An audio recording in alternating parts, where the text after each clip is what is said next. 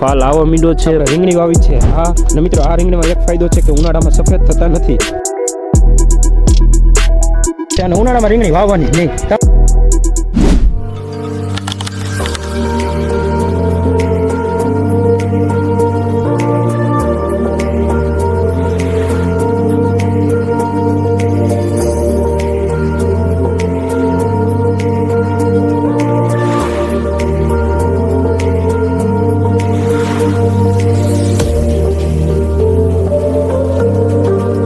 મિત્રો અમે કાકડી અને કારેલી સાથે રીંગણી પણ વાવી હતી અને રીંગણી પણ 3 મહિનાની થઈ ગઈ છે. તો ચાલો તમને બતાવું કે કેવડી થઈ છે. તો મિત્રો જો કે કાવડી થઈ છે આપણે, અને જો આમાં ફાલ આવો મીંડો છે પણ હજે થોડોક છોડવો નાનો છે એટલે ખરી જાય છે, આવી રીતે પીરા પડી જાય છે.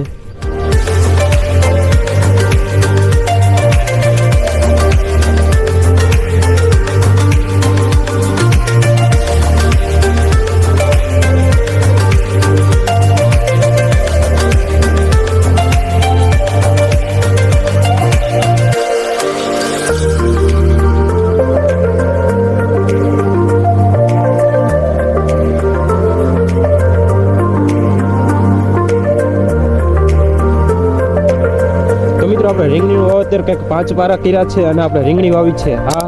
અને મિત્રો આ રીંગણીમાં એક ફાયદો છે કે ઉનાળામાં સફેદ થતા નથી. તો ચાલો આપણે રીંગણી જ્યારે ઉતરશે ત્યારે આપણે જોઈ લઈશું. તો ચલો કન્ટિન્યુ.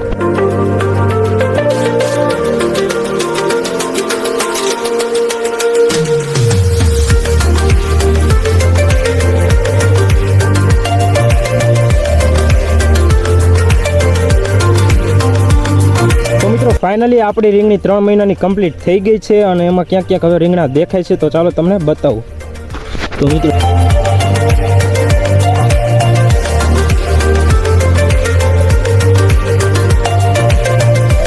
તો મિત્રો આપણે કાકડી અત્યારે હાર્વેસ્ટિંગ ચાલુ છે અને પછી જો કાકડીમાં હાર્વેસ્ટિંગ પછી પૂરું થઈ જશે પછી ત્યાં તો આપણે રીંગણી ચાલુ થઈ જશે. તો અત્યારે તમે રીંગણી જોઈ શકો છો. જો મિત્રો રીંગણીના છોડ તમે જોઈ શકો છો કેવા એકદમ બેસ્ટ સારા છે.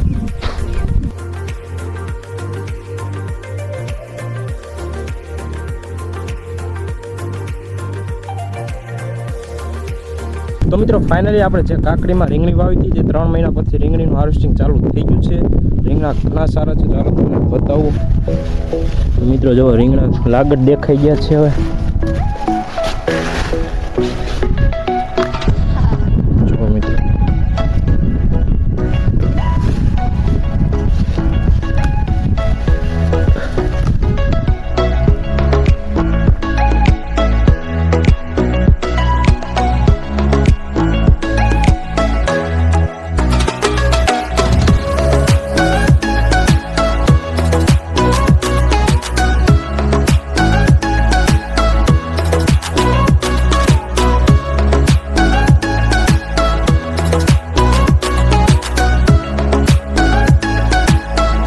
મિત્રો ફાઇનલી જે આપણે 5 મહિના પહેલાં રીંગણીનું વાવેતર કરેલું હતું તેમાં આપણે અત્યારે વાયરસ આવી ગયું છે.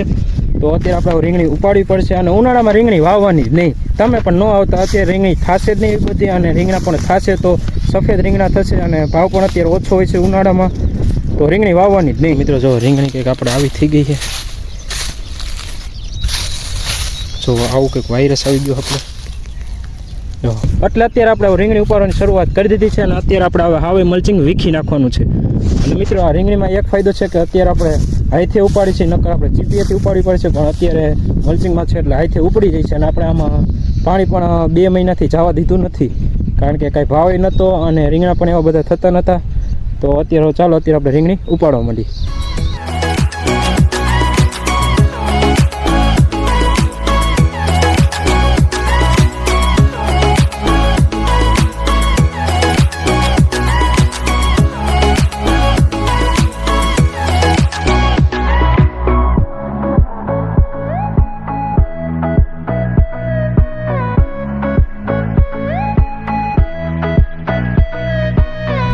તો મિત્રો ફાઇનલી જે આપણે રીંગણી હતી તેમાં આપણે રીંગણી પણ ઉપાડી નાખી છે અને કાગળ પણ વીણી નાખ્યો છે. અને અત્યારે જો આપણે પારા ફોરવાનું કામ ચાલુ થઈ ગયું છે અને હવે આપણે આમાં નેક્સ્ટ શું વાવેતર કરી તો તમને આગળ બીજા વિડીયોમાં ખબર પડી જશે. તો મિત્રો જોઈ શકો છો અત્યારે આપણે હવે આપણા મિની ટ્રેક્ટરથી જ પારા ફોરવાનું ચાલુ કરી દીધું છે.